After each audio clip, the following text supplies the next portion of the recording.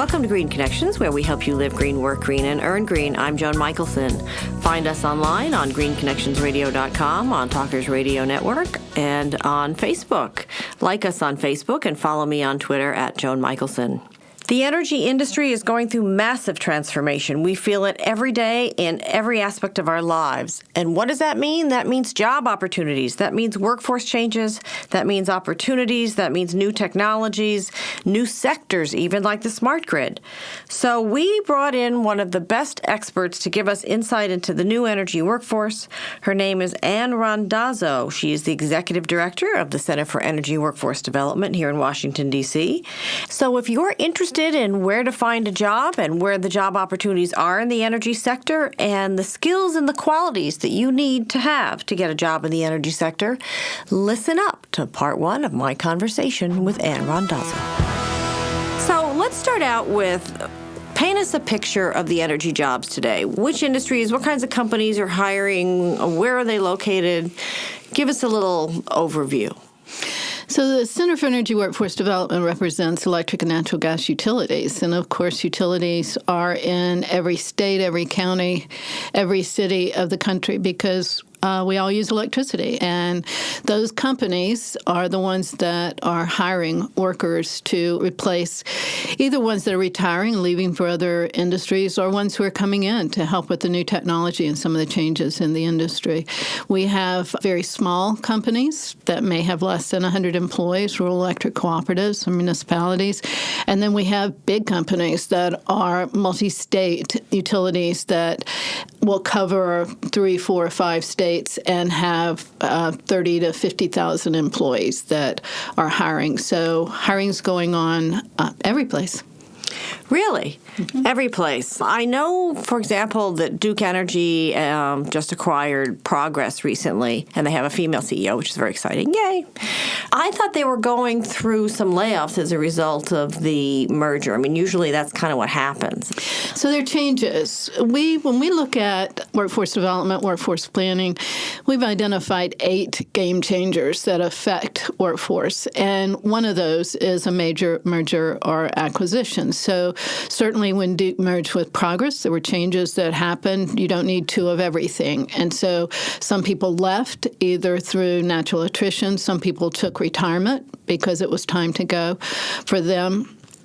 But there are also additions. You know, as things happen, as you build new plants or as you close plants, things change. So I think one of the interesting things that we've seen in some of our work over the last year as we've updated our new survey is that because of technology, the job changes, and so you add in another place. So, and that's one of the things that's different than when we first started with CEWD back in 2006. Since the economy changed, since technology has just changed so rapidly, and our industry policy has changed, many of these other things that we call game changers, it affects the jobs. So you eliminate one job, you add another one, or maybe 2. A great example of that is the smart grid, where when you add smart meters, then the traditional meter reading job goes away in many places, but it's replaced with metering technicians and others who have a higher need for technology and other skills. So you lose one type of job, you add another. I'm glad you said that about the smart grid, because I would think that when the person is being replaced, when you're hiring someone new, that also you'd be hiring probably a higher skill set, not just a different skill set pretty significantly. Mm-hmm. And do those new jobs require a different type of education and training that is harder to come by, or what's the difference in the They definitely need a different skill set, but it's not totally different. You have to be able to figure out what the foundation skills are that aren't going to change. So we've begun to work with community colleges to bundle those foundation skills. And those are skills that you need regardless of where you're going to go work. Whether you're talking about a plant operator, you're talking about someone who might work in transmission or distribution, any kind of generation, they all need pretty much the same type of skill. And interestingly enough, what we've seen is that you can combine those with jobs in manufacturing or construction, even biomedical, and you end up with the same skills up to a certain point. For example, if a company is moving towards more natural gas, then you can specialize in the skills that you'll need for natural gas. If you're talking about a lot of work on the transmission system because of the smart grid and grid modernization, you can major in that or specialize in it. And we're starting to see community colleges actually build their programs that way. So they stack one on top of the other. So partnering with community colleges to create this really strong skill technician curriculum that then you can add on. We call them snap-on credentials because you can literally snap on a credential to the back end. And if things change, then that means that students can come back in, major in something else, shorter term, and have more jobs, more pathways, more careers that are available to them. Well, that's a really good point because that means that you can go for this industry, but if you change your mind a few years down the line, you're not stuck. So where are the gaps? Where are the gaps? Where are the opportunities? If somebody, is excited by the revolution really happening in energy right now and they want to get into the game and they want to explore all of the possible options, where are the gaps? What are we missing? We're missing these skill technicians, and that's the degrees that you can get through a community college. Some of them are certificates. We also need accountants. We need lawyers. We need customer service reps. We need people in communications. All the fields that are available are used in a utility because it's like any big company. Like any other business, yeah. Do any of the companies pay for the training? Will a company hire them or give them a scholarship to help them get certain kinds of training, or is it still up to the financial responsibility of the student and the employee? Well, it varies. Certainly when you're talking about line workers, when you're talking about a lot of the natural gas jobs that are out there, they're apprenticeships, and that means that the company hires somebody and they actually put them through training. For a line worker, it's somewhere between 4 and 5 years. The cost of the company is around $200,000 over that period of time. Wow. It's a Harvard education, and the company pays for it. And that doesn't include the salary that you make. So it's a really expensive type of training. Well, let's just capture that for a moment. Hold that thought, but let's just capture that for a moment. People don't think about this industry as paying that well, but it really does. I mean, I think some of the statistics I've seen is, median salaries can be $60,000 and up, and it depends on what you have. But, $200,000 in training that you get for free plus your salary, that's extraordinary. It is extraordinary. And that's when you're talking about a journeyman line worker, then they can easily make $100,000 plus benefits. And it's in a stable career. And as I said, you're inside a company where you can take that knowledge and use it. If you know the system, if you know the grid, if you know the communities, then there are lots of places that you can take that. And you won't be outsourced either. No, you won't. You can't outsource hanging those wires, man. You just really can't. No, you can't. So what is the passion or what is the intangible characteristic or quality that an employer or CEWD looks for in a potential candidate? So it's a combination of things. We've identified certainly a number of competencies like critical thinking and integrity, interpersonal skills.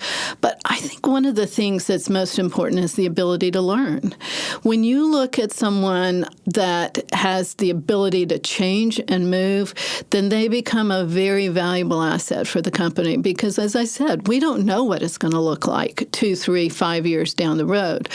And so if you have somebody that has that capability and that curiosity and that it's really a desire to serve, then they become a great employee. You think about we're sitting here and we're facing a pretty big storm coming barreling down.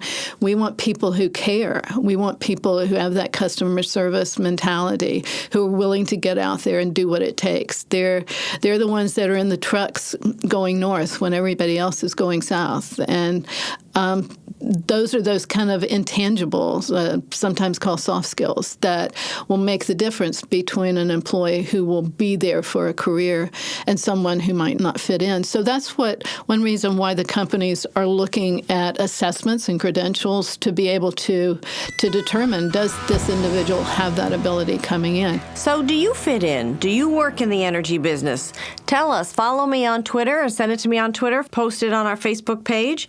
These jobs are amazing. I loved what she said. Let me tell you what my takeaways were from my part one, anyway, of my conversation with Ann.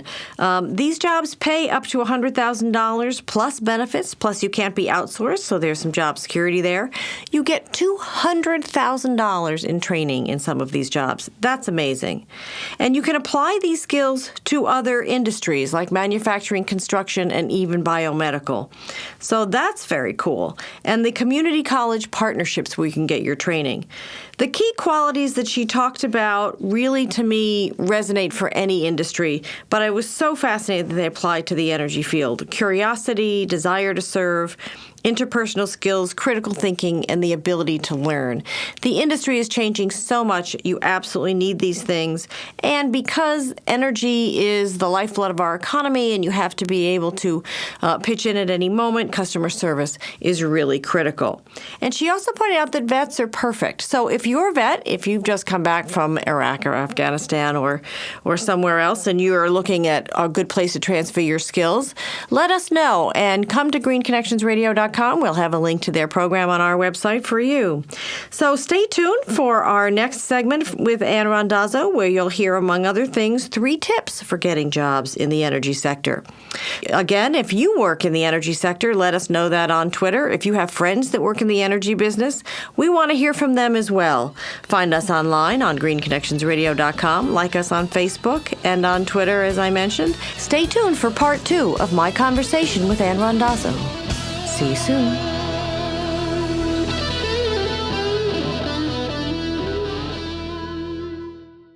Capital Audio Post, your one-stop shop for your post-production needs. 703-712-8757. Our services include video editing, sound design, sound mixing, ISDN recording, and many other media-related services. Let us finish your project no matter where you are, across the U.S. or across the world. Go to www.capitalaudiopost.com. Call us at 703-712-8757. Let us know how we can help you finish your production.